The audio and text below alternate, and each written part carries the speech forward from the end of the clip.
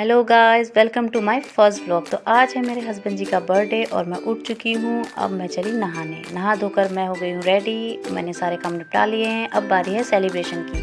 मेरा बेटा अपने पापा के लिए सरप्राइज़ लेकर चला गया है। अब देखो पापा तो सोए हैं। बहुत उठाने के बाद ये देखो पापा भी उठ गए हैं। पापा के उठने के बाद हम लोगों ने किया सेलिब्रेशन करने के बाद हम चले गए किचन की ओर, क्योंकि नाइट में आने वाले हैं मेहमान और हमने करनी है बहुत सारी तैयारी।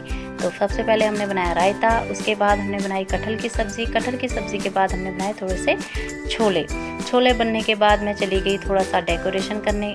डेकोरेशन के बाद हमने देखा कि हमारे वहाँ पहुँच चुके हैं हमारे मेहमान, और मेहमान हमारे लिए लाए हैं दही पूरी। मैं सभी को दही पूरी बांट रही हूँ। उसके बाद हमने बैठकर दही पूरी खाई।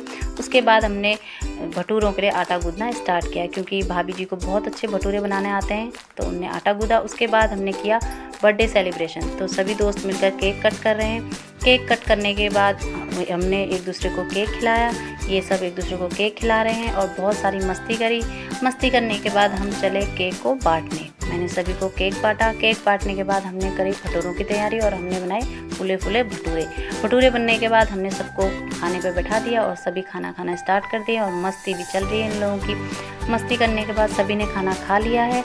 अब बारी है मेरी, और ये रहा मेरा खाना जो मैंने बनाया था। खाना बनाने के बाद मैंने कर ली है अपनी प्लेटिंग और मैं हो गई हूँ स्टार्ट। तो लोग कहते हैं कि आप इतने बड़े होकर भी अपने हस्बैंड जी का बर्थडे मनाते हो, तो मुझे लगता है कि छोटी छोटी खुशियों को हमें जाने नहीं देना चाहिए। हमें सारी खुशियाँ सेलिब्रेट करनी चाहिए। और यहाँ चल रहा है मेरे हस्बैंड और मेरे बेटे का डांस। तो आप लोगों को अगर ये वीडियो पसंद आई हो तो please like and subscribe and share please.